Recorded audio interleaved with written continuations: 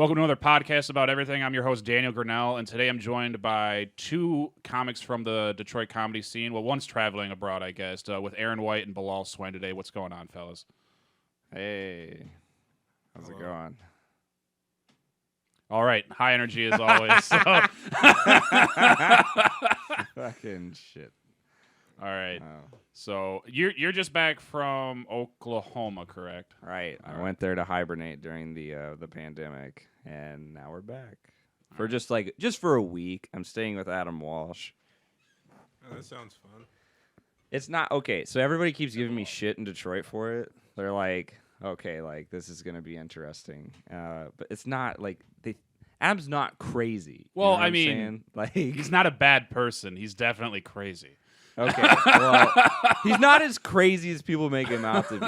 You know, like, the weirdest thing is just like when you walk into his house, like there's like hundreds, maybe thousands of those Pops action figures. Oh, those Funko Pops, yeah. Yeah, Funko Pops. Like, I didn't even realize that was a big deal in like certain communities, but like, this dude has. Neither did Funko. Like, I can't believe people are still buying these. oh my god, dude! I think Adam's keeping them in business. Like, no, but I really appreciate Adam, and I don't know. He was he was like, hey, dude, you could stay with me if you come to Detroit, and I was like, hell yeah! So That's awesome. I'm kicking it with him. Yeah. Cool. Wait, I probably went on a tangent. That's all right. This is what this is basically built around: is many tangents being run into each other. So all right, let's run another one in there. Let's talk about you, Bilaal. Like I've been watching this saga from afar from Oklahoma. I've been watching Bilaal basically get accused of all kinds of shit on Facebook. How do you feel about it? You're talking to me? Yeah. Oh, I feel great. Awesome. Does anybody who like hates you listen to this podcast? I don't think anybody listens to this podcast anyway, so I think we're Oh my fine. God. That's awesome. Okay. Fucking. Yeah. All right. I don't know. Bilaal got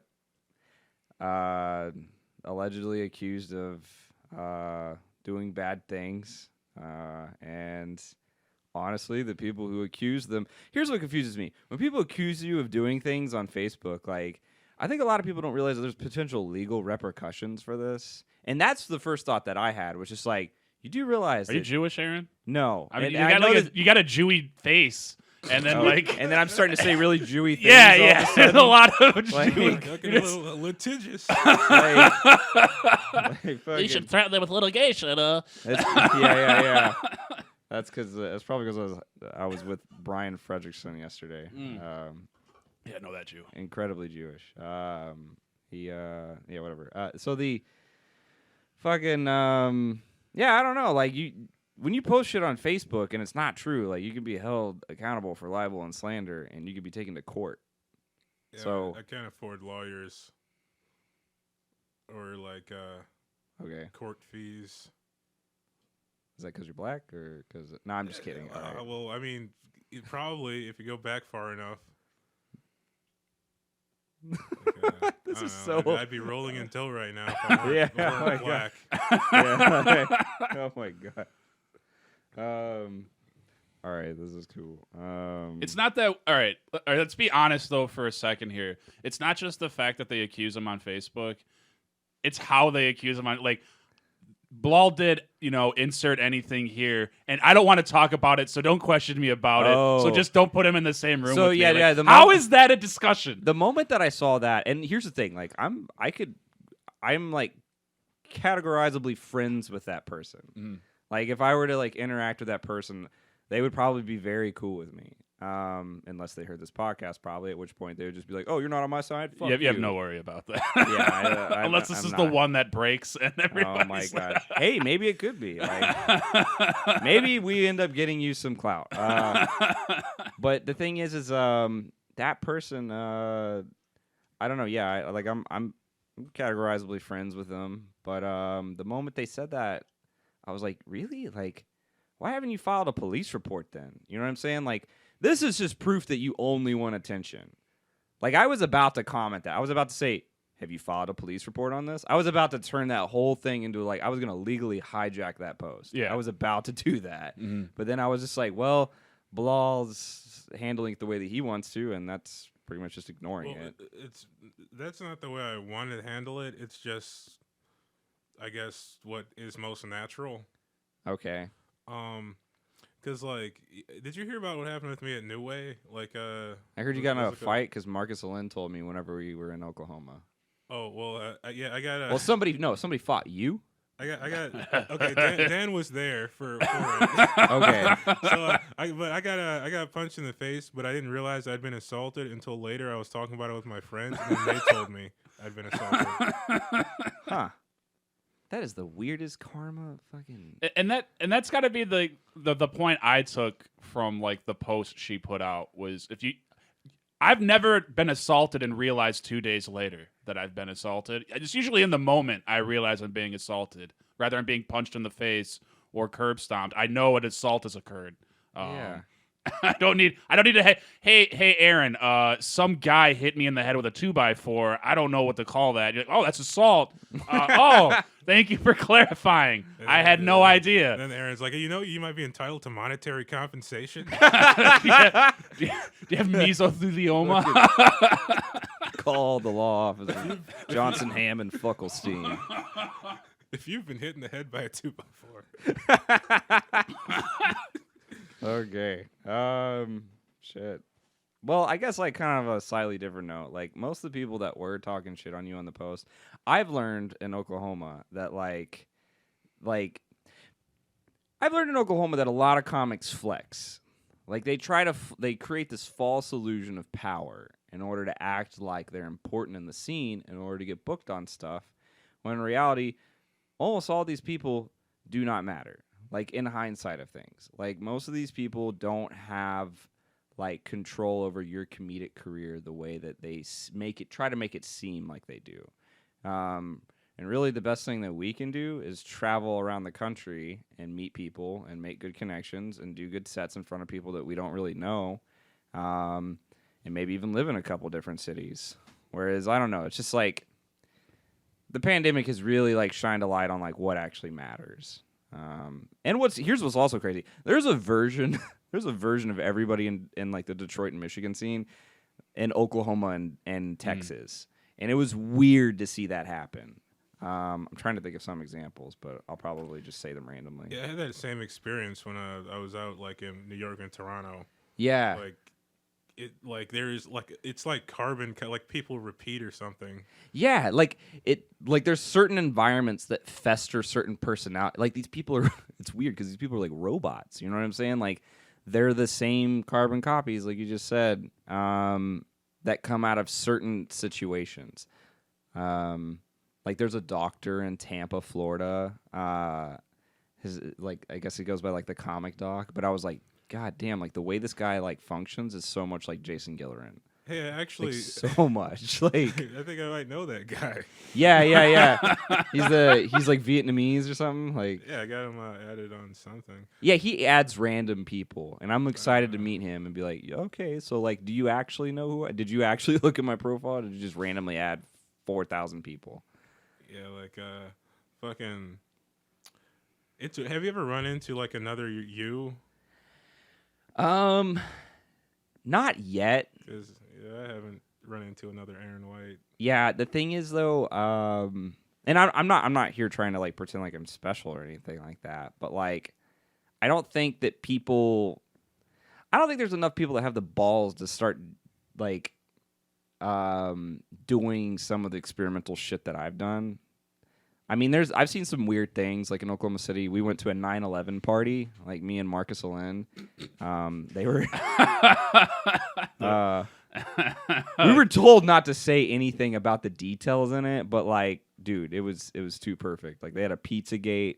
That sounds pinata. Sounds amazing, right?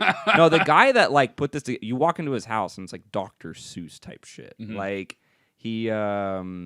I don't know, like he has like a weird Wi-Fi. Like the Wi-Fi password is intentionally annoying, you know. It's like, but it's like hilarious. He's a scientist for like children at a science museum in Oklahoma, and Museum.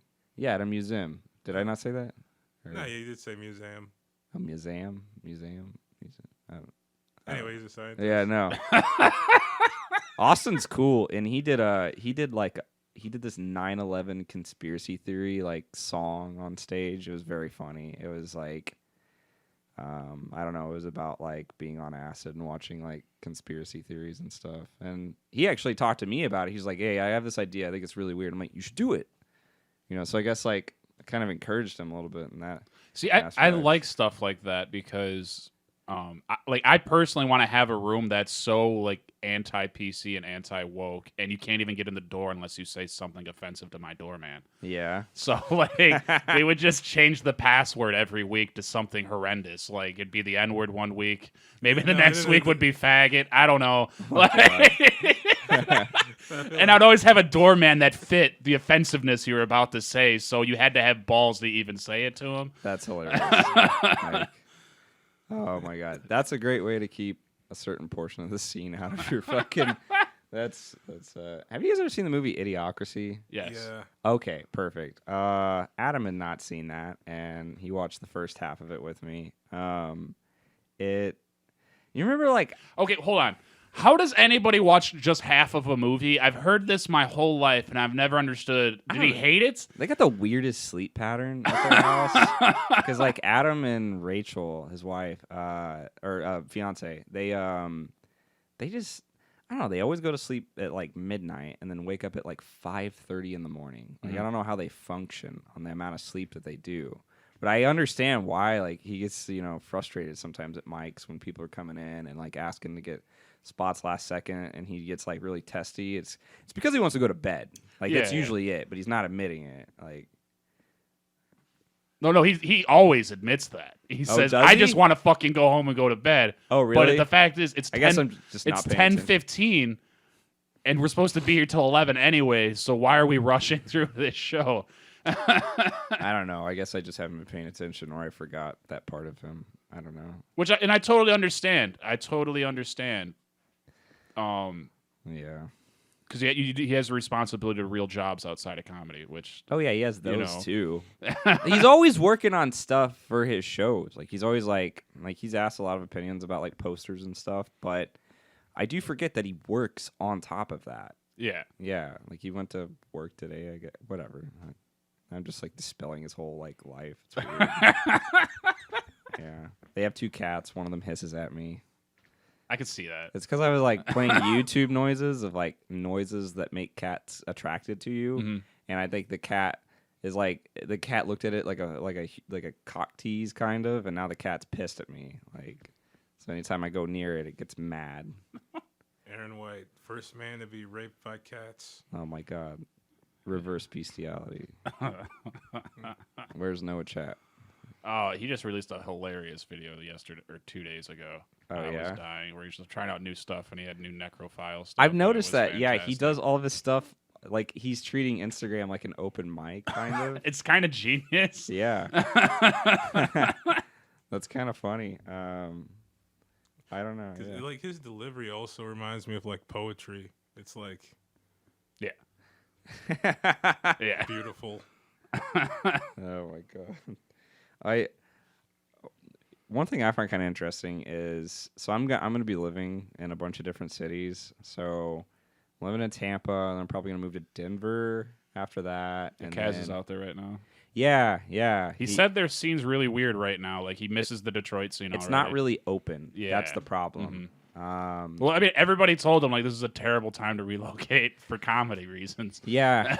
And whenever I was there, I was like, yeah, Denver's not really functioning right now. Because it just depends. Really, it depends on the makeup of the city from like kind of a political standpoint as to whether or not, like, for example, the South, pretty much all open to some degree. Like, Oklahoma is probably one of the most open. Well, you're going to Tampa, and Miami just, like, the governor of Florida just gave the Dolphins permission to have full capacity in the stadium. Yeah, Florida doesn't give a shit. Yeah. Florida's like, please kill half the population if we can. And I mean, that doesn't mean I'm just going to like walk around and be an idiot. Yeah, But yeah. like, because the thing is like, as comedians, like we tend to play devil's advocate and kind of like play. Like you have a sign. I noticed that. What's funny is like in your neighborhood, I saw a Biden sign, and then right after that, I saw a Trump sign. I was like, "Ooh, this is an interesting neighborhood." And I saw your sign, which said basically like, what does it say? Everybody sucks. We're screwed. 2020. Yeah, it's like you were just like that acceptance of the situation in your neighborhood. I wonder if that's what drove you to do that. It was pretty frustrating because at one point it was like nothing but Trump signs around my house, and then like you'd see like I shit you not, there was a guy at one point had a Biden and a Trump sign in his yard. Like, I don't know what the fuck is going on right now. Dude, this is the weirdest neighborhood. But you have a fucking you've got that. So the thing is like a lot of times like we're bouncing between like these extremes a lot of the time. And fuck, I already forgot the. Oh yeah. So sometimes in these cities like you'll be like we'll go to like Ardmore, Oklahoma, where it's like super duper conservative or something, and we're doing a show there. And then like as a comedian, like you're forced to kind of consider their point of view. But like if you're in the middle of like Washington D.C., where it's like maybe one of the most liberal areas in the country, like you got to kind of be forced to kind of approach it from that perspective. Which is odd that D.C. is a liberal area, because you considered if there was ever going to be a place that was 50-50, it would be the Capitol, where there's literally half Democrats and half Republicans work there. Like, yeah. I think it's complex. I don't really know what the fuck made DC what it's like, to be honest with you. I'm going to be really interested in like learning more about that. didn't they just they just got statehood? Like, like a month ago. So they're the 51st state in the United States is Washington D.C. I didn't even know that. What the fuck? Yeah. So that, and like the argument was, the theory behind it now is that they're gonna finally ratify Puerto Rico because it'll balance out the Republicans that'll come out of D.C. with the Democrats that'll come out of Puerto Rico. What? Okay, so the main reason Puerto Rico's never been ratified as a state is because it's widely believed that like it would be a democratic because it's gonna be political, and then it would set off the balance. So that man, fuck this country. Yeah, I know. Like I know. Everybody's screwed 2020, like you said. You think you could teach an octopus to play the piano? This is way more interesting than whatever the fuck we were just talking about. Because like I mean he plays the drums in every Disney movie, so. Yeah, I don't think I could get that torque, to smack the drums. But I feel like because they don't have as many appendages as we do, but maybe a squid. Then squids have 10, right? Do they? Do squids have 10 nubs? Well, it depends on what you're going to know. count as an appendage. Can you look that like, up, do you Jamie? consider suction cups fingers? Because Jamie, they do the same process. Pull that shit up. All right, how many appendages does a squid have? Because you're doing it. I don't know if you guys watch a lot of tentacle porn, but I'd like to know exactly how many appendages would be. This was the top correct. result when I said how they many do? arms. It was squid. Wait, hold on. 8. Really? Eight, Squids only 8 have arms eight- and 2 tentacles. So 10. Wait, what? I don't know the difference an arm- between an Okay, arm hold and a on. tentacle. We got to educate ourselves. What is the difference between an arm and a tentacle? Like, cause what if they had hands we just never noticed?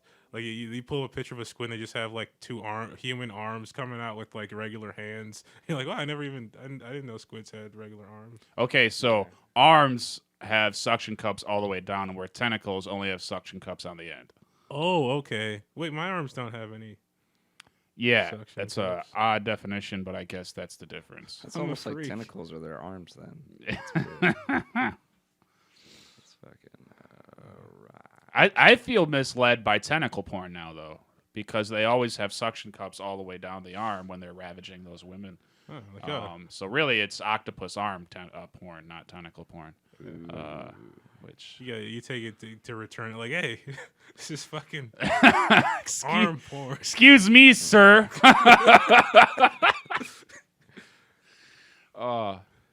There's a guy in Oklahoma City. He runs a podcast. It's a political podcast, and it's like in the top 10, like on like Russian listeners, which I find kind of interesting because like, are they like filtering information about the United States from this comedian's subpar podcast?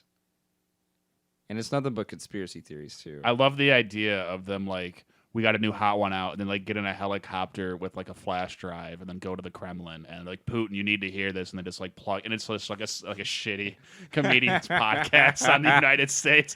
I mean, when you think about it, though, This is like very good, very good. if there's somebody that's fucking over the country, it could be comedians, and the reason why, like, I mean, I think we're helping the Do country. you consider Rush Limbaugh a comedian? I kind of do a little bit because of what he says is hilarious to me frequently. Well, the thing is like what we say is some of the most truthful shit, just random local comedians. Yeah. So maybe that's where the incentive comes from. I mean, Or maybe just the way things go viral. I just there. love I don't seeing know. the KGB watching Netflix specials to get the scoop on the United States. Netflix. Yeah. Well, Dave Chappelle is very good. Oh my god. No, but here's all right. Since we're kind of on politics, I'm not gonna get into like politics, but I find it ridiculous when people say Russia doesn't do shit to try to just influence the elections, because you can watch any news report or do research. They've been doing this to every country that they're on the border with for decades. When it comes to just slandering their media and influencing their media to get power in the country through that. So why would it be any different, like that they did it to us? Like, I don't understand why people can't grasp that concept. Yeah, that's a good point. How many ants do you think it would take to fill you up, like your stomach? Like if you were trapped in the woods and you could only eat ants, like you rolled over like a log and there were just like a bunch of ants. Like how long do you think it would take you to gather all those ants? Like you think you would spend more energy gathering them than you would get from them? How many ants equal one pizza? I don't know. What kind of ants? Like the ones that don't pinch your cheeks a lot, but sometimes they do. Are we talking like the Siafu African ants that like rip flesh apart, or are we talking like fire ants, which are like really No, I was small? talking about one of your parents' sisters. Well, if I had to eat one ant, I could probably survive on one of my ants for quite a while. They're thick with it. Oh my Like, God. if I had proper like food storage systems set up, I could last a while on one of my ants. What if that was like It's fucking awesome. you had to live in a hill? I want to live in a hill. Actually, that sounds. You awesome. look like you live in a hill. Like you look like we had to go and knock on a wooden door that was carved into the side of the hill, and you came out like, "Ooh, I thought I was the last one alive," and then you got on the podcast. Yeah, you know, you walked through the mystical forest. You recited the incantation. The door appeared, and here I am, forced to do your bidding, King of the hill. king of the hill. Inside of the hill. All right, whatever. So comedy, yay! Yeah, I feel fried right now. By the way, we were mentioning this before. We took painkillers before we started doing this. Which is always good right before a podcast to take a bunch of downers. Yeah, what the fuck? Yeah, wait, hold on. Why did you take pain? You never said why you did. Oh, Are you in because pain? They were available. You know what? That's how my brother died, man. Oh, really? Yeah. You're over here laughing about it? No, I laugh about it. I remember you were really sad that day. I was there. You came over and hung out. Like, Yeah, I was really sad, and I still am. All my emotions are fake. oh my god, this is awkward. Bilal's definitely like a laughing crier. Like when he feels deep emotion and starts to cry. No, I think my body is incapable of crying. I don't know. My back hurts. So I went to the VA and I bitched about That's it. where my brother got his pills. Holy shit! Oh dude. my god, I remember this now. Actually, I remember all these details. I remember that talking to you about it. Like, hey, Did he take them all at once? The What did VA he do? killed my fucking feta, and you're like, oh, Did he VA take them would- all at once? I don't know, probably. It seemed like Okay, he was. that's probably what he did. Because there was a girl on the ship whenever I was in the Navy who she hated being on the ship, so What- she took like a whole bottle of. She took like 200 Tylenol, and then she got that'll kill you. medevaced off the ship because. It'll eat through your stomach. Well, the Yeah. thing, no, he had fucking because he had been addicted to them for a while because I guess overseas or something he got hurt and then got prescribed them and then just kept getting prescribed them. Oh, So it was like a long thing and he was addicted to them. it's very different from the girl that took 200 fucking Yeah. Tylenol and got medevaced off the ship. That's Yeah, like no, the he had a- shittiest drug to OD something- on. He had like a stroke or something. Oh. That was what actually did it. But Anyway, you guys like ham? Could you imagine if you OD'd on Like- like shitty old like if you found like an old bottle of Anacin? Opium. Like I OD'd on Anacin. What the hell is Anacin? It was the aspirin before there was aspirin. Like there was, you'd go to the store and you'd rather buy aspirin or you'd buy Anacin. Like it was like what your great grandfather would take for pain meds. That sounds like a porn star's name. Anison Ray. No, I was thinking of Johnny That's Sins, probably a but person. with the Anna instead of Johnny. Anna. Like Johnny Sins, the other guy. Who's Oh, the porn guy. yeah. Who's the bald porn guy with the no hair. Yeah. I vaguely remember. His head has no hair on it. Yes, he's bald. It's just skin. Correct. Is shemale porn gay? Like instead of a guy, it's just like a transition chick with a dick. Well, I mean, who else? Wouldn't that be technically more straight than watching a dude fuck a chick? I don't know because I've had the same question before too in my head, I don't think. which implies that we both watched it. I got like I was scared to continue watching it. Like I was like, all right, I can't. This is strictly for scientific purposes. I can't jerk because I don't want to open up a door. You know what I mean? Well, that I can't then reshut. see, sexuality exists on a spectrum. Oh okay? God. And we all just need to accept ourselves for who we are and be willing to explore new possibilities. And Dan, if you're fucking gay as hell, you should be okay with it. Oh, you've been talking to my father-in-law. That's great. Do you go back through this podcast and just select the bits that are awesome? Nope. Oh my god. Are we being recorded? Like on video? No, I had some video. I don't want to get into the tech stuff of that. We can talk about that later. Okay. All right, cool. That shit's boring. Because there's like 3 cameras. Yeah, I had this set up to. All right, I guess we're doing it. I had 3 cameras set up to record, but I noticed that for some reason I was getting a drift lag. So like it started off, there'd be like a slight delay between me moving, like normal, and the camera picking it up, like very that's slight. annoying. But as the video went, it got worse gradually. So by the end of an hour podcast, I would do this, like lift my hand up. And then 10 seconds later, you'd see my hand go up, and there's no real way to compensate for that. Oh, god damn it. So now I'm in the process of just getting cameras that are separate from my computer, and then I'm just going to put them on my computer once I record that. So that's the new way I'm going to have to go. Cool.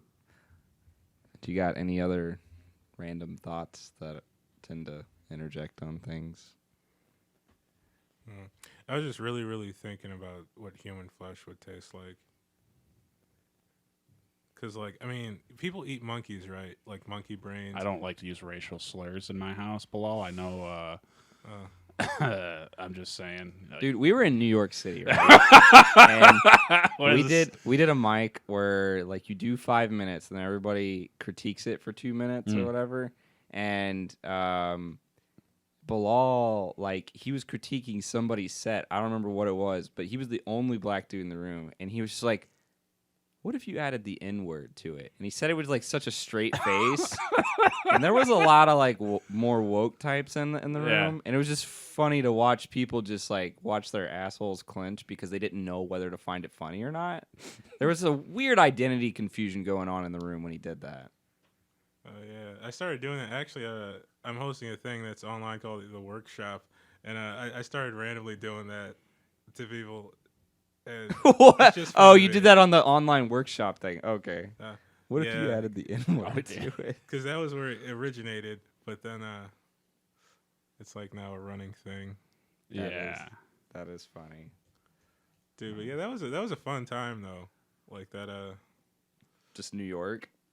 Or that what? little thing. You know, it was like a little workshop.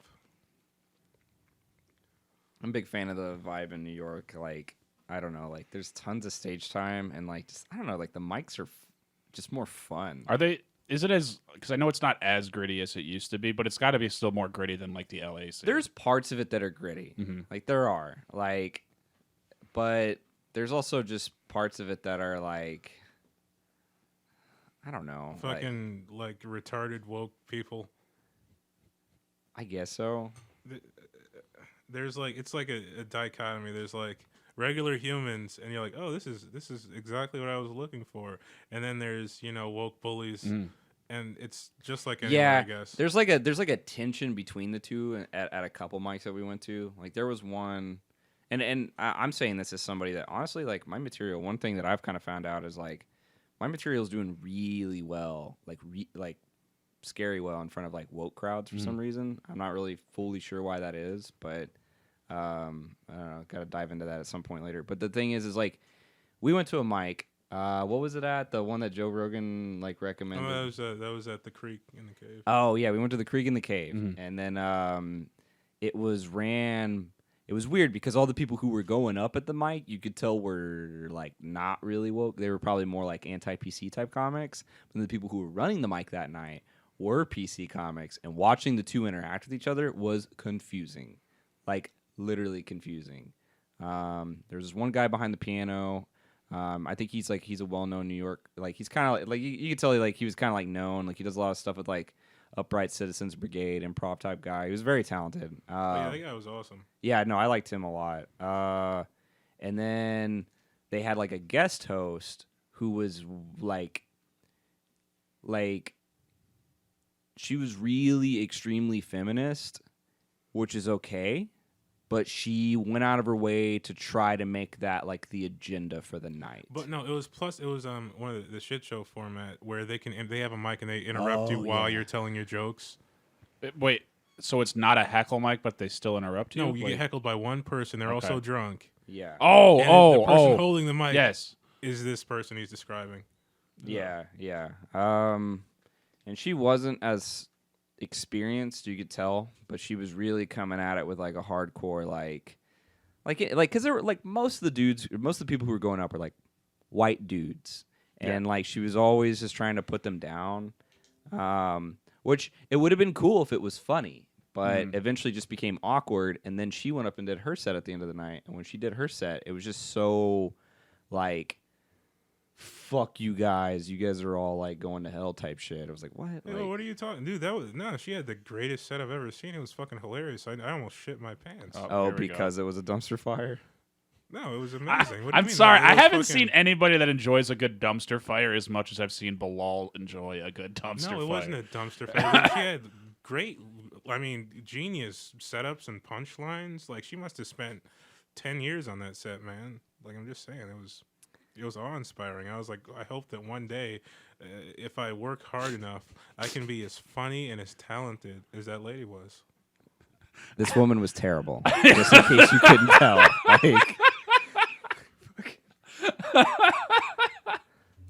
Bilaal just made the delivery of that way less boring, but this woman was abysmal. And she got in a fight with the crowd. Oh man. The whole crowd? Well, was there anybody on this woman's side when this was happening? Maybe the guy behind the piano because he felt sorry for her. Okay. And did he play fun chimes whenever she made a bad point? Dude, he did. That guy saved so many people's jokes for real. Like he would just come in and he would just do some weird thing on the piano, and all of a sudden, things that weren't funny became magically funny. He's like the Zach Galifianakis of like the New York open mic scene, like when he does the piano stuff. He was like thin gay Zach Galifianakis. Thin gay Zach Galifianakis. Who doesn't look anything like Zach Galifianakis? He looked like I don't know. Yeah. I saw him on Instagram recently, actually. Really, does he look like Zach Galifianakis? Because I don't remember him looking like that. I remember looking. He like doesn't. That. No, I was thinking because of the piano concept. Oh, I didn't know Zach Galifianakis played the piano. Yeah, he did. That was one of the big things he was known for in New York.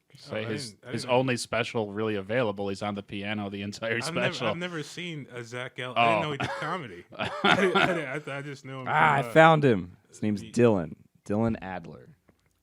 Why does that sound so familiar? I don't know. But he looked like Asian to me or something. He is. Okay, yeah. Okay, so thin, gay, Asian Zach Galifianakis. Okay. Yeah. He's got his own website. See, yeah, he's got his own stuff. Look at that. I'm definitely going to... Comedian, actor, musician based in NYC. Is that guy... Is he Asian? I don't know. Maybe. I felt comfortable saying yes because that can mean a lot of things. Yeah, you might mean you're racist, Aaron. You piece of shit. Yeah. Yeah, way to generalize. Yeah. Like, I mean, hey, the continent with the most people on it. Maybe he's from there. I mean, statistically. Oh my god. So what do you guys got coming up here soon? I mean, I know you're heading to. Please don't eat the microphone. I know you're going to Tampa, correct? Yeah. We're going to Tampa. If you guys want to come visit, I'll be there for 5 months. It'll be great. That was boring. Yeah, I'm going to Tampa, and I'm going to live in a bunch of cities over the course of the next probably like 2 years. So we're going to Tampa first, and then we're going to go to Denver, and then probably Philly, and then maybe DC, and then New York. Philly seems interesting. Yeah. Because it's still an aggressive town in general. So I'm just really curious if their comedy scene, there's no way that's a woke scene out there. I don't know. I think you're going to get it. I think you're going to get elements of wokeness, and here's some thoughts. I think you're going to get some elements of wokeness in like most urban areas. I mean, you've got it in Detroit, you know. But I mean, is it real Detroit? I don't think they. You got it on the outskirts of Detroit. You've got it in Hamtramck. Yeah. That's where you've got it. Hamtramck and Lansing seem to be the hot spots for that. But with my trips to GR recently, I'm starting to realize, like, they say GR is really conservative, but my personal experience, it's pretty woke as fuck with a lot of things. There's some wokeness there because of a few key people. But I also think that there's also some non-wokeness there. But yeah, of course, if you go into Detroit, they're just like, fuck that shit. We don't trust those like liberal white people. Yeah. You know? Well, it's just like Flint's like that too, to where like the couple shows I did in Flint, if you went in there and tried to do like a woke set, the crowd might literally throw you out of the fucking room. It just, yeah, you got to be able to read the room because like in Flint, it depends on like who the show producers are. So for example, like Mark Bonto does a lot of the stuff in Flint. So yeah, like his rooms aren't really like that. Right. Adam Walsh's rooms tend to be. Yeah, I think you could get away with a woke set at an Adam Walsh show. No, I've never seen it work. I think there's moments it could, right, but almost entirely it's not. Yeah, I would say it's usually not going to work. Even in some club environments, it's confusing. But here's another point behind this: is like the woke stuff is just kind of it's a bit of a phase. Yeah, it's a fad, and it'll be very interesting to see how the election plays out because that will also play a factor in like how quickly the phase diminishes or whether it's going to keep going. Well, I mean, it's also going to depend on like which side wins because that's going to depend on which parts of town get burned down. God. Like, regardless of who wins, somebody's burning something down. The Great Civil War. Sorry, the crossfire started spreading to our side of town. But the thing is woke concepts don't truly work with comedy. No. Because like it's not just like a woke versus anti-PC comedy war. It's more of like a woke comedy isn't really like something that can be sustained. Well, my thing is a lot of those people, like I don't care what you do for your set, but like you shouldn't be trying to police what other people say or can do or say. Because that's the biggest problem to me. Like, I don't care if you want to be woke, but don't like try to censor other people based on your idea of what you think people should be allowed to laugh at. And here's what's tricky: a lot of the people that are doing that stuff are almost always they're usually local comedians that aren't going to make it on a national level. So if they're not the kind of comedian that's going to be able to make like how often do you see a woke comedian touring the country doing comedy clubs? Can you think of one? I can't even think of a special or anything. Can you think of those lines? Yeah, so it doesn't naturally fit inside of the dichotomy of what is and what isn't. And it's not really going to. It's not sustainable. Like there's nobody to continue it. You know what I'm saying? Unless these people, there are comedians that appeal to woke people. You know, like maybe that's something about my comedy that works with them because it's very self-deprecating. It's very Like, I make a couple gay jokes about it, but I don't make fun of gay people. I make fun of my own sexuality. Right. Why don't you make fun of gay people? They're hilarious. You ever heard him talk? I mean, So really, like, I think there's a style that works for woke crowds, and it's really just self-deprecating humor. You know, just like there's an alt comedy scene, and it's usually comprised of self-deprecating humor. You know, the Lucas brothers. You know, they're alt comics. They're very self-deprecating on stage. But I just see it as more of a phase that's gonna eventually. Woke people will find their comedians, but they're not gonna be woke comedians. This is really the point. Yeah, I've also really like a lot of woke people like my style, but like Yeah, you kind of got a style built for it as well. But I also like I'll say shit that I mean a lot of people couldn't get away with like in my set. But I'm black, so like fucking these gelatinous Caucasians who would normally try to tell you can't say this, you can't say that. They don't know what to do with me. There's a comedian in Oklahoma that does a lot of that. His name's John McMillan. Yeah. They don't name drop the guy, man. What the fuck? What if this gets out? What if he hears it? John would enjoy it. Like, I think he's John was at the 9/11 party. I'm sorry to out you, but like Aaron's like the guy you don't bring to like an underground sex party. Like he's like, hey, by the way, guys, Dan and Bilaal were there with women they're not at all attached to at this underground sex party. Like fucking he's the guy who got Epstein busted. Yeah. Hey, have you guys been to Epstein Island? Great time.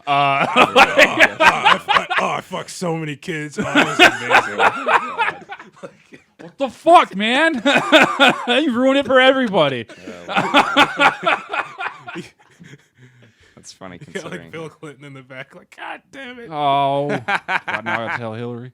Not have sexual relations But with that kid. I think the main issue with it right now is the media power the woke scene has.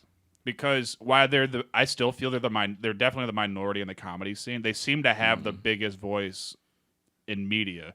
Like for example, everybody's heard about the Joe Rogan situation with Spotify right now. He addressed it finally on his podcast the other day with Tim Dillon, and he says, and he literally called it. He's like, I have no idea what the fuck they're talking about. He's like, me and my management team have not heard once from Spotify about any issues. We have no idea what's going on. This reporting that's coming out just seems to be like loosely based reporting where it's just like, oh, they had a meeting about Joe Rogan's podcast. But the way Spotify's set up, they have meetings about, his own words were, they have meetings about fucking everything. That's how that business is run. They like to give their employees voices in the company, so they have the meetings and hear them out. And he said, other than that, it's total bullshit that's being reported right now, and he has no idea where or why it's coming from.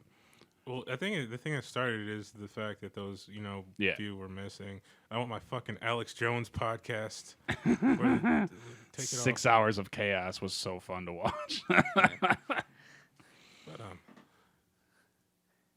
they say, I guess liberals control the media and conservatives control the government or something. That was the saying, or I don't know. I don't care about politics. I just care about what's funny. Unfortunately, politics affects our chances of like getting somewhere with this in a sense. So like you kind of got to analyze it a little bit, but at the same time you got to like you said, like remove yourself from it because it doesn't matter in hindsight. Like it does, but it doesn't. It does in the sense that like you got to work around it. Like when you go to cities and stuff, and you get it, whatever. But it is also weird, like the alt left that is supposed to be about your freedoms and keeping your freedoms free are the ones that's pushing so hard for censorship now. Yeah. And they're so against freedom of speech, which is weird because it used to be the other way around. It used to be like the religious alt-right was against freedom of speech. And then it flip-flopped in the late 90s. And now we have what it is today. I don't know. I think it's all pretty complex because, like, I feel like this is complex based on certain experiences I've had on stage. So, for example, like, I'll be honest. Like, I'm relatively progressive, like, from a political standpoint. But the thing is like, I don't agree with like the way the woke brigade like approaches things, and I don't like how they can try to like dictate what you think is funny on stage. But at the same token, I have some fire ass pedophilia jokes that do not work in front of certain conservative Right. crowds. And the thing is that's what I'm kind of like, oh fuck, like these motherfuckers are hypocritical. Like they don't realize that this is a fucking joke. Are they stupid? Because because that's one of the stereotypes that can come with certain conservative crowds is like, do they just not get it? Are they a dumb crowd? But then again, I did it in Ardmore, Oklahoma, and it kind of worked. And like Ardmore is not as technically as smart as Oklahoma City, so I'm just kind of like, well, I don't know. Like I fucking like this is confusing. Like they have their own little version of wokeness. Like I can't make jokes about fucking pedophilia. What I always thought was like, like I mean, in the progressive rooms, you can do a lot of shit. As long as you're not like making like being homophobic or whatever. Yeah. That for me personally, because I can say racist shit, I'm black. But and then in like the outskirts, the rest of Michigan is like conservative. You go out there and just don't make political jokes, like, oh fuck Trump or whatever, because then their buttholes will clench up. And like the black rooms, like in like actual Detroit and shit, like you can say whatever you want, except like for me, like they don't like the pedophile stuff, and also talk about Jesus or something. Yeah, I have heard that several times about the black rooms is you don't slander Jesus and stuff or because that butthole's a pucker. And I get it, like pedophilia is obviously a bad thing, but like I set up the joke to where I'm the victim. That's what I don't get when I was talking about. Like I have a joke where I talk about when I was molested as a child. Exactly. And then people get offended. Like, it's fuck, an experience that happened to you. Yeah, if I can laugh at myself being molested, fuck off. Like, I don't understand where you're coming from or how you think you have any basis in telling me I can't talk about that. Yeah, and I don't even go that far. Like I had a coworker who happened to be a pedophile, and I make jokes about it. And for some people, that's too much. Yeah, like my whole joke outline is I don't understand why the guy was so mad I couldn't come. I was only 5. like why is that on me? yeah. Why is that? Oh my god. Like that, I had one where I was like, where I don't know, like I cheated in the middle school geography bee, but I won because like this 50-year-old man who I barely knew took me to visit the Oklahoma Science Museum several times. And some of the punchlines were just like, after I won, I told him he should have been there. He would have had a lot more options. But like, and then I usually respond like, and this was kind of a decent saver. Just be like, I mean, like, listen, I'm not stupid. I knew what he was doing. I just really liked ice cream. Like, shit's delicious. But apparently not as delicious as a middle schooler. Like, fucking, fucking, right? It's a great joke. Right? Isn't that joke fucking fire? Like, my best, I hate to admit it, but right now my best jokes are about pedophilia. Like, and I'm kind of scared to do them sometimes because I'm like, oh, I don't know if this or I don't know. It's a risk. When's the last time you skinned your knee? Are you looking at it? Or elbows? I skinned my knee back in like June because I was making a video where I had pants on. All right, so obviously this is an audio and you can't see Aaron right now, but he is wearing jungle. I wouldn't even call them shorts. They're basically just thick boxers. He's wearing booty shorts. Floral booty shorts. Somebody called it a swimsuit when I walked on stage, but so I wore I had these pants and I wore them up to my shoulders because they were stretchy. Actually, this is extra, but I had my aunt re-sew them so that way they would go up to my shoulders. And I was like running around. And I looked like this weird creature in a gym in Oklahoma City, and I was pushing one of those sleds that you put weights on with my shoulders, and then like I fell forward, and then I had to go to the hospital because it fucked up my knee. That's the last time I skinned my knee. Okay, because I always thought like when you're a kid you skin your knee and elbows all the time, but like like as an adult it doesn't happen as much. Yeah. Well, when was the last time you were trying to go crazy hard on a bicycle and hit those corners at top speed? Like that was the top skin your knee and elbow cause and effect, I believe. Here's the video. I don't know if you can see it. Yeah, I've seen that one. Yeah, it's like way more funny when you look at it. Yeah, it's like I look like a. Yep, and that's where I hit. Yeah, I don't know if you saw it, but That is a very nice gym, by the way. It looks a lot like the Honored Academy. oh, dude, that gym was awesome. Athlete Incorporated, former NFL player, Coach K, who, by the way, loves anti-PC comedy. I introduced him to Mark Norman, and he would not stop talking about Mark Norman. Like he's like, man, this guy's really fucking funny, and I'm like, right? Like this is our Norm Macdonald. Like this guy's hilarious. Yeah. But anyways, yeah, it was a really. It always makes me nervous when I see Mark on Pod talking about how he doesn't want to do comedy in 5 years.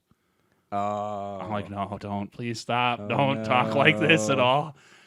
His main complaint is he hates watching like Segura, and he used Burt too, which I think is a weird comparison because I think Segura is like at another level. But how they can take like a simple concept and stretch it for 3 to 5 minutes of good material, especially Segura. Whereas his words were, I have to write 20 jokes to fill that time.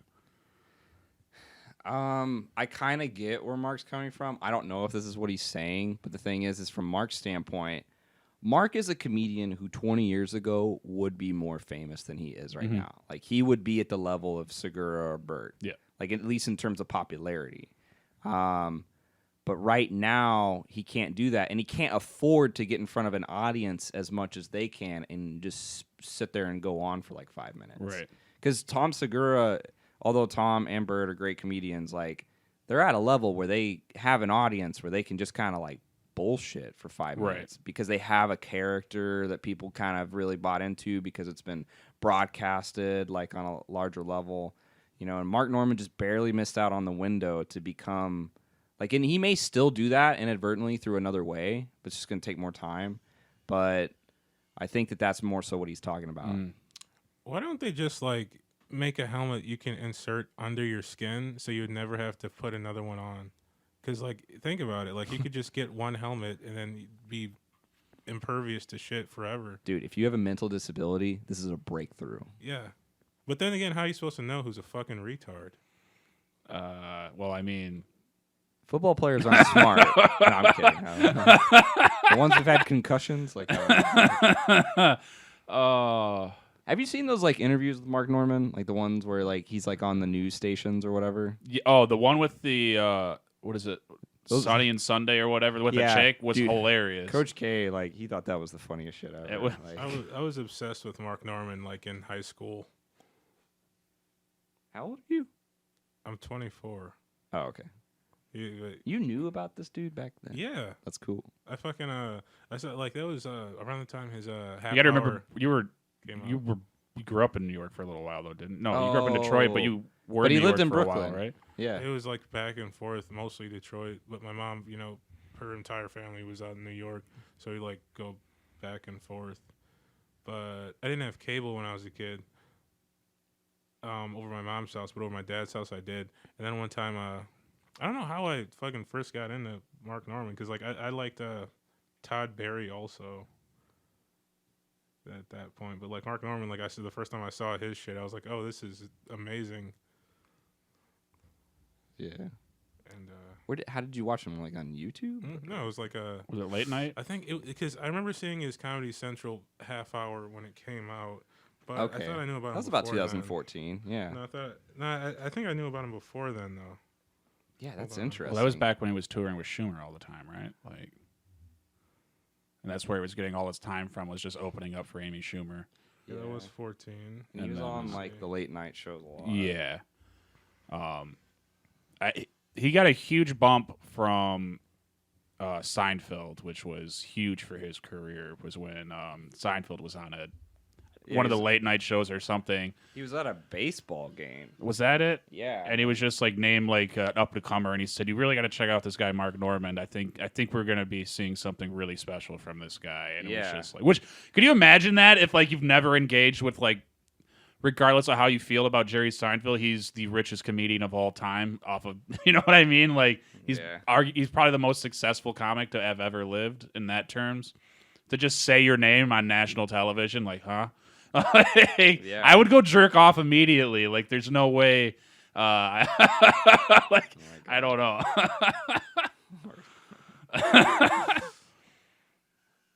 And then also Segura announced it's official. He's also relocating to Austin. Oh, really? Shit! What? Yeah. When did he say that? They just talked about it on Two Bears One Cave the other day. That's gonna be interesting. Yeah. Austin is now officially on its way to being a hub. Yeah, because I was like, my plans for a move like before this shit were like it was New York or Austin, but then I decided on New York. But after this shit, like I think Austin might be the place. So the thing is this is so Marcus Alind came down to Oklahoma, and we did a bunch of shows in Oklahoma and Texas. Really, you guys did? I didn't know about that. Yeah, that's true.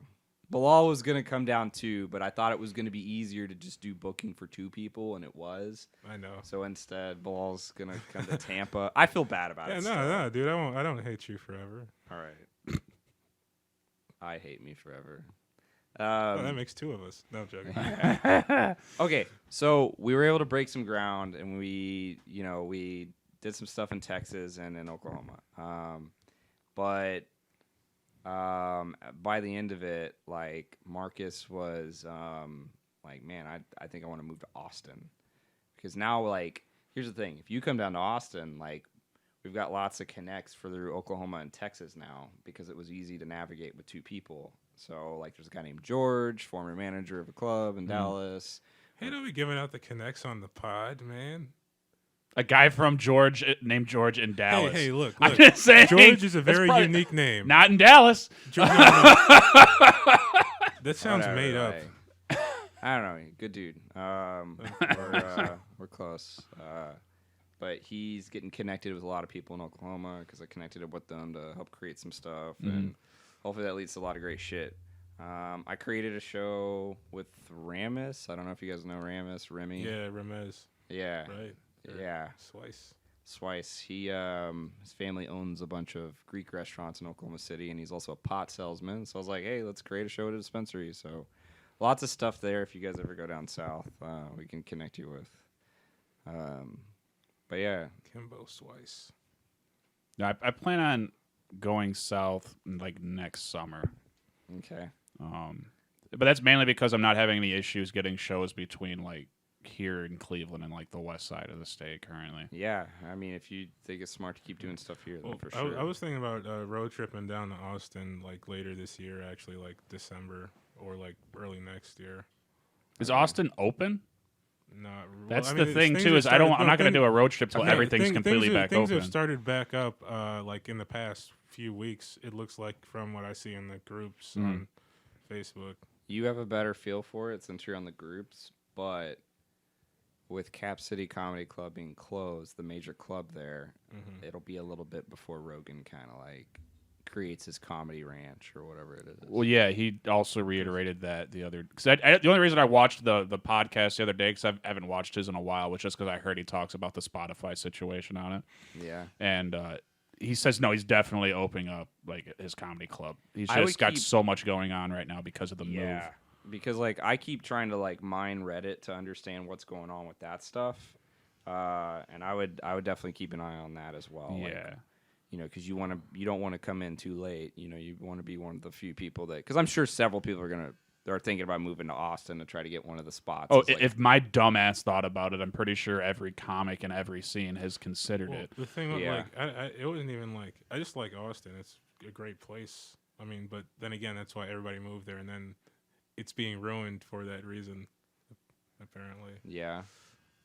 Well, get in while it's growing, I guess. I mean, I get that Austin's already kind of like grown into Austin. But then again, like, I don't want to be paying California prices and having to deal with fucking greasy West Coast people.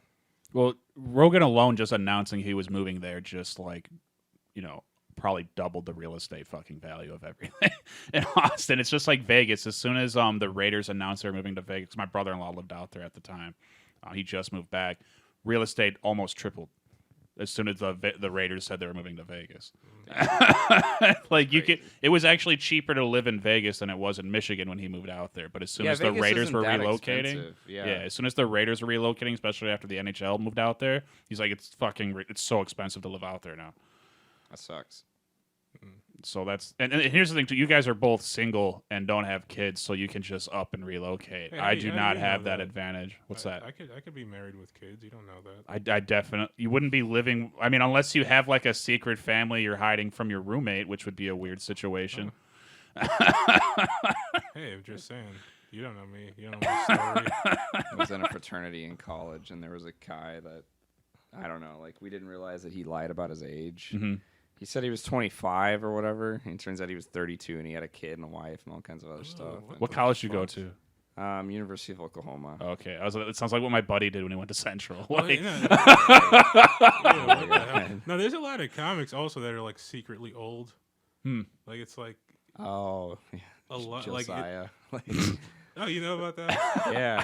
he's like, I'm 40. They wouldn't serve Yeah, him well, at a bar we were at a couple weeks right? ago. It was fucking like, because I had no. He was like, oh, I'm old enough to be your dad. I was like, what the fuck? Dude, that shit is scary. Like I don't Right? know why it's scary, but it's scary for some reason. Yeah. I don't know either, but They know more than they should, based on the meat on their head. the meat on their head. He knows how to moisturize, clearly, because when he said he was 42, I was like, what? Right? Yeah. He's got that Pharrell Williams treatment going on. Taking the baby blood bath every morning. Baby blood. Baby blood, butter. Put it on your face. Baby blood beard butter. Bubble bath. Baby blood bubble bath. Bit. Keep trying. I thought this was pretty cool. I'm anti-abortion, But no, but I'm One Night pro Stands baby opens back killing. up this weekend, doesn't it? Yeah, it does. I think Marcus it opens is up, on though. it. I want to go. Yeah, I want to go watch a show because I've never been there. Mhm. But yeah, we got the thing on Friday in Flint. Yeah, I think it's Thursday, Friday, Saturday, though, right? Yeah. Right. I'll probably go to the Saturday show. Oh, so that means it's tonight. It opens up. I think so. Oh, wait, no, it'll be tomorrow. Tomorrow's the 9th, so maybe it's just Friday, Oh, Saturday. okay. Yeah, because they can't open. By the way, I today. just want to say that Mike Green is awesome. The manager at One Night So Stands. Is he pretty cool? So I've heard. Yeah. I don't know what tone you're using. I've been hanging out with him too much. I can never tell if anybody's fucking. Oh with him no, or no. not. I mean seriously, like, he is awesome. I don't know. Like one time I made a post on Facebook and I was like really frustrated with comedy, and he was just like DM me, and I DM'd him. He's like, I think you'd be a good fit for somebody, that's and I got to open for like this wacky character like headliner guy that's been doing it for over 30 years, and I don't know, he like just the entire time I was there, just Mike was just awesome. Like everything that everybody says about Mark Ridley, like I saw on Mike Green. You know, I'm just like, like this dude's awesome. I mean, he's also storied headliner in Michigan, and he's been around the country and stuff. But like he's just really, I don't know, the fact that he gave me a chance, somebody that hadn't really been doing this for super long, like I thought was really cool, and he just like was like a really great mentor throughout the whole weekend. That has to be my favorite part when you meet those kind of people, like on the comedy scene, that are like, oh, we know you're not that seasoned, but we see something, and I just want to talk to you for a second. Like, I love when that happens. I think he there's that part of it, but then it's also just like I think he just saw like how down I was about comedy, and like he was just like, well, and it's just like little things like that definitely like keep you in the game a little bit. Like, the dude was really cool. And it was partially because I'd done a couple open mics there. So go do the open mic. He does on Thursdays. He does the open mic right before the show. Like he has like 3 people up before. Yeah, that's that funny stop in outside of Cleveland. I want to Falls. Yeah, in Cuyahoga Actually, the Falls. owner. I was talking to that guy, and he asked if I knew Mike Green, and I don't. But he said, yeah, they're friends. He asked What's you his like name? 9 times, and Bilal was sitting there like, I don't know what you're saying. I don't know what you're saying before the show. That wasn't what I thought. He had said something else. I know. He It has was a thick hilarious. accent. He does. He has a very thick accent. All right, like I didn't because I was in it. It was also a room with other people talking in it. So I was not understanding what he was asking me. We talked again later, Dan. I talked to him later too. He was very nice. Yeah, he was very cool. He's a very cool owner. But I want to start heading back down there again because one of my favorite comics that never really quite made it as far as headlining in December. And I hear if you do his Wednesday night shows and he likes you, he'll let you just come and do spots before, like, dig for those shows, like guest spots. And I was like, ooh. Nice. And it's Rich Voss, and it's just like, oh. Oh, hey, fucking Cam is opening for him. Cam. I don't think I've met Cam. Cam Rowe. Mullet. Oh, not. Oh, not saying what? He's opening for Rich Voss? Hey, well, you fucking. What do you mean, what? I mean, talent. That's it. Oh, okay, all right, Dan. Sorry. That was the sorry. guy. Wait, are we talking about the same guy? The guy we talked to that night after? Yeah. Okay. Yeah, he was. Yeah, he posted about it. He said, yeah, he's opening for Rich Voss. Oh, that's fucking awesome. Yeah, man. I don't even know who Rich Voss is, but I don't know who anyone is. I'm just a big old dummy who doesn't know anything. He was probably the least talented guy in the Bill Burr, Patrice O'Neal, Colin Quinn, like Jim Norton circle. Like he was. I don't recognize any of those names. You're a you just fucking said. liar. So. But he got picked on because he went on Last Comic Standing when he was already a national headliner. So he was like, he's like, I won Last Comic Standing. It's like, then they all just like, Rich, you beat out open micers and you've been headlining for 20 years, you fucking asshole. Like, why did you even go on that show? Nice. And he's married to Bonnie McFarlane, who's a very famous writer for comedy and Bonnie shit like that. McFarlane? Yeah. I recognize that name. Mm-hmm. That's a name. There's A some name I know well. interesting connects in Cleveland. Bonnie McFarlane and I Sounds go of it. way back in the war. The war of Words. words. Of wisdom.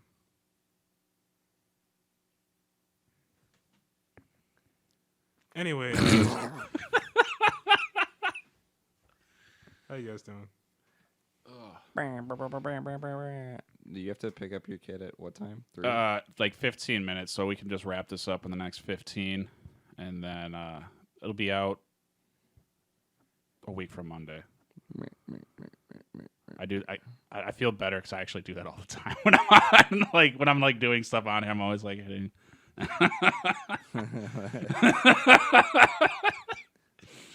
You have ADD too, huh?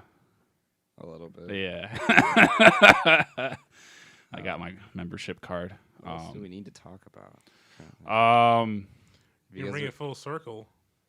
Never mind.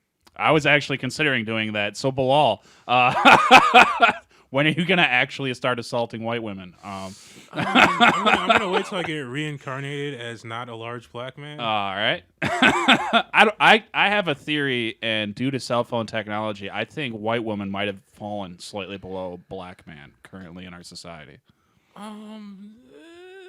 Like it started with Central Park Karen, and then just gradually you start seeing how awful white women are in general. Okay, yeah, because they can falsely accuse you of shit and ruin your life, but then you can call them racist and ruin theirs. Yeah. So it's like a It's mutually assured destruction situation. Mm-hmm.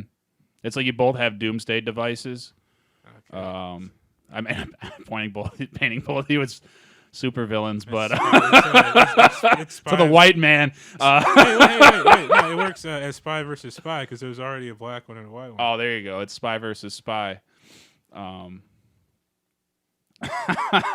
Because I'm actually working on a bit for that because the Central Park Karen chick, for example, you guys know what the situation I'm talking about, right? Yeah. If this was like 50 or like before cell phones, like that's Emmett Till 2.0. Like that's literally exactly what happened with Emmett Till, except he had evidence to back that he did nothing to this woman. Yeah, I mean, people can just hold your life in their hands. Right. Like, I think the joke's going to go something like, if this was 1950s, her brother husbands would be killing him and getting book deals. So, Hey, yeah, I know what you mean like by that, but you might want to be very careful of the wording. I don't know. Hey, if this was 1950.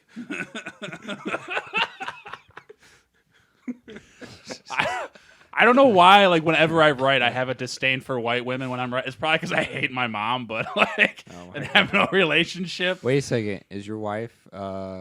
She's also a white woman. She's one of the good ones though. So. Oh, okay. I thought I was the only one. I thought that I kind of By the way, all right. So you know about this.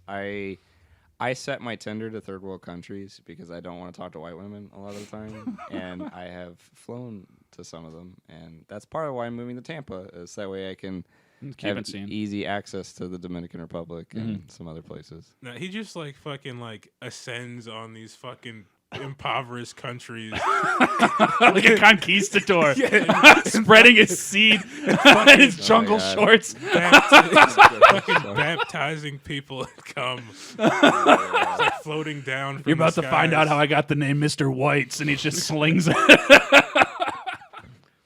But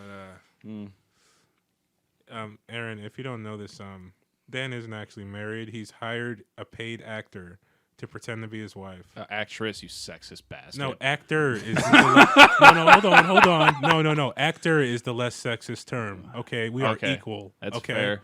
Okay. It sounds expensive. You should know, Dan. You're the expert. I don't even know where you hire an actor from, you know. How did you turn on my Google by saying the words you just said? Well, I mean, Google has good taste. Anyway. All right. Google knows what's up. That's probably where you went. You went to Google, didn't you? You're like, hey, where can I find someone I can pay to pretend to be married to me? I'm on to you, Dan. You won't get away with I it. cannot confirm nor deny these allegations. You notice how she isn't here? Yeah, she has a job. She's like she's it's acting. She's the adult in the relationship. She didn't leave a good engineering job to pursue comedy. Oh, so you left the systems engineer thing to do this more often? Yes. That's awesome. This is awesome. Yeah, I'm all in on this career, so that's cool. But it was mainly because I was starting to think about programming robots to start killing me. I hated my life so much, so that's interesting. Mm-hmm. Yeah. But all right, let's end with a fun topic here. Biggest self-destruction you've done on stage. Self-destruction. Rather this be going extremely hard at a heckler, which might have turned the room on you, or like when you say self-destruction, like you just explode like in anger, or like you just bomb. We can either or. Okay. Do you want me to go first? Do you want to go first, or what? I'll go first if you want. I mean, you can. Well, Bilal's greatest self-destruction is off stage, as we all know. Yeah. All right.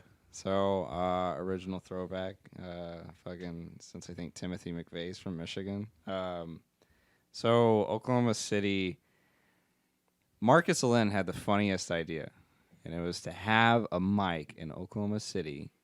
And I don't know if you guys know, Oklahoma City's most famous moment was getting bombed in 1995 by Timothy McVeigh. And he had an idea. Let's have an open mic in front of the memorial bombing site where comics only do bad jokes. And they bomb. So we did that.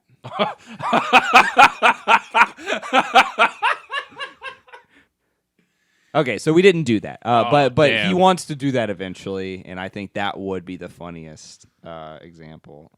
But probably just the first time that I ever went up, I I've never berated like a heckler or anything like that. But the first time I ever went up at Ridley's, I wasn't very good, and I just did a bunch of it was shock humor about the twins that live at my house. They're very low functioning autistic children. They're like 14. They function like 1-year-olds cognitively. And I just started roasting them on stage, and people just thought it was like the worst thing ever. I was just like, I hope they run into oncoming traffic. Like, I want them to light themselves on fire, drown themselves in a toilet. I don't know. Like, people just thought it was too much. And I was like, well, that's bad. Please one up me, Bilaal. Yeah, top me, that actually, story. It was the day before that, the fateful day. I had the DeQuinder cut. like the outdoor show. Oh yeah, Where, Jason Bryn did that. Yeah, the first one they did, it was no holds barred. Like you just say whatever the fuck. Apparently, they stopped doing that, so you had to do clean because it's outside in the middle of the day. It's like it was at like 4 I think p.m. Yeah. And so outside broad daylight, they're like, hey, don't cuss. So in the middle of like someone's set, this dude shows up, that we're trying to get like people to stay. So there's a hot dog stand, and they give him a free hot dog if he sits down and watches the show. He stays, he sits, he goes to watch it, and immediately starts heckling people. Like I think this guy was like crazy or something. He's saying shit after every. You can't even get a joke out. Like after every line, he's saying, "Hey, but what about it? I think." He's just like, "What the fuck?" So anyway, I get up there and. He fucking starts doing it to me, and I was like, "Hey, can you not?" And then eventually, like, I just lost my shit and just started cussing him out. Like I was like, "Shut the fuck up!" And, like, so I cuss him out, and then T-Barb goes up after me, and then she's like trying to win him back. He's like, "No," because like I guess I was like too mean. And then he fucking started heckling her. So then she like went after him. And then later I drive down to the Indy, and I was in Ghostlight, and the bartender was like, "Hey, so I was driving down Gratiot earlier today, and I heard your voice." And I was like, "Uh-oh." But he could hear me from his car cussing the guy out. That is awesome. Like, he just started cursing at the clean shift. I don't know. Shit. Anyway, what's yours, Dan? Oh. All right, I'll do the one I regretted because the other 2 times I've blown up on people in the crowd, I still feel was justified. Yeah. But no, I think it was we were in Willoughby, Ohio at a show, and it was our second time going back there, and there was like 60 plus people the month before when we went down there, and it was an awesome show. We got like the host liked us, and me and Bilaal were both there. Mm-hmm. Then the second time we go, they had a different host, and I didn't know this at the time, but I guess he's like a pretty well-known comic in that area at least. Okay. But when he calls me on, like, Bilaal goes up, and the mic is much lower than it was. Like, it just wasn't poorly run compared to the last time. There was only like 10 or 15 people in there. Mm-hmm. So you could barely hear Bilaal, which, as you can tell listening to this podcast, he's a very quiet person. So then it's my turn to go up right after him. And the host, like, doesn't even really say my last name. He just kind of fucks it up and then doesn't really correct himself at all and just, like, dismisses me as a human being. Mm-hmm. So, of course, I open up with trashing the host. Well, I mean, I was getting laughs. Yeah. And then I trashed the comic who went on before Bilaal because he was just like he was like Paul Pipitone, but worse. Like, he wasn't funny. Like, he was like one of those full-blooded Italian guys. I mean, that's what I mean by like Paul. Like, his whole set was like Italian stuff, but it wasn't even like good Italian shit. And he looked like Michael Scott from The Office. Like, so I called him a Guido Michael Scott on stage, and then I did some more crowd work, which was fine. But then there was this black guy sitting in the front, and he was wearing an I Matter shirt. And I was like, I'm for the movement, man. I support it. But that shirt is ridiculous. Like, you don't matter, like, as a person. Like, really, if you died tomorrow, who gives a fuck? Oh, my God. Dead silence. That was 2 minutes into a set, a 10-minute set.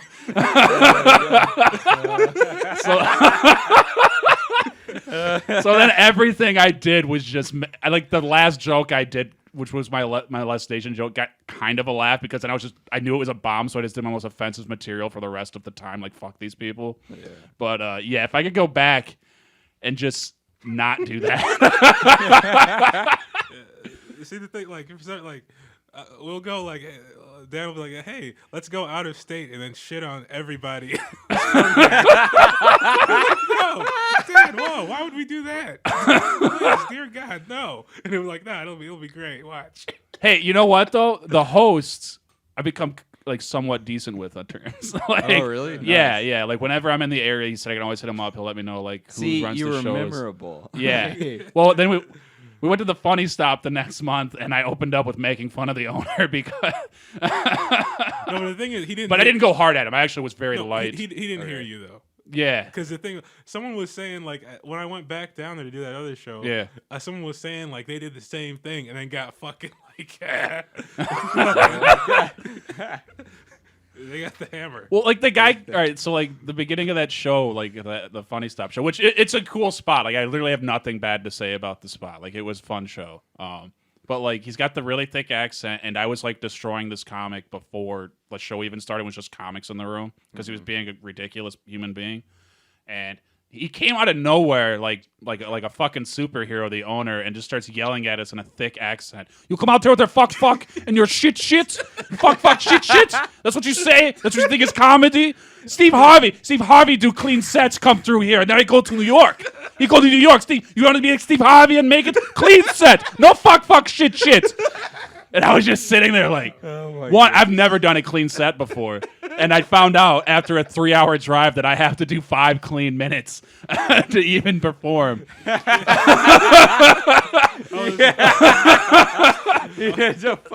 then Bilaal just looks at me like, he's gonna go up there and do that thing where he just fucking blows up the place, isn't he? No, I opened up with like talking about the host, which in like a nice way because I actually liked the kid that was doing it. But then I was just like, has anybody ever been like told not to swear while being cussed out? Like what the hell? It murdered the room, like because the room's seen what had happened. So it was the best 5 minutes I'd ever done after that. Like it was my best set ever. Yeah, it was really great. Fuck shit. That fucking impersonation. That was spot on. I didn't even know you had that one. That was a really strong act out. Like, that impersonation was I will never forget that for the rest of my life. Like that night. You did a dirty set in a clean room. No, it was clean. I ended up doing a clean set. Like I did. I pulled it out of my ass and had the best set of my life. Like. Awesome. But I just opened with making fun of the owner's ridiculousness of like he's a cool guy, but what a character! Like what a character! He came up to me after the show because we also didn't know it was a competition when we signed up for it. Oh really? Okay. Like it was like he came up after just like I would have put you through, but you're from Detroit. I was just like, all right, thanks, man. He's like, you can come back anytime. It's like cool. Yeah, I was talking to Jay, and he said the mic is always clean. Mm-hmm. I'd never known that. Didn't know until you're in the room, being cursed out by the owner. I got a message from those. He's like, well, I don't remember you really having any vulgar stuff, but like just know like. He did not say it was going to be clean. It was like, just if it's too vulgar, they might not like it. Yeah. He's like, just don't go over the host words. Just don't go over the top with any vulgarities. Not you get one swear word for your set. Imagine our surprise when we drive down there like fucking what was it, like 4 hours. Yeah, and then it's like. I'm not gonna do it. I can't do an impression. With your fucking your shit. It's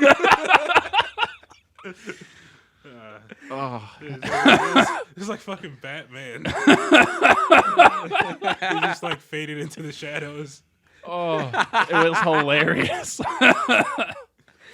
But all right, I got to pick up my kid here in a minute. So you guys go ahead and Aaron, go ahead first. Want to plug any social media or anything like that? I don't know. All right, Bilaal. I'll be tagged in this probably. Yeah, it's my first and last name.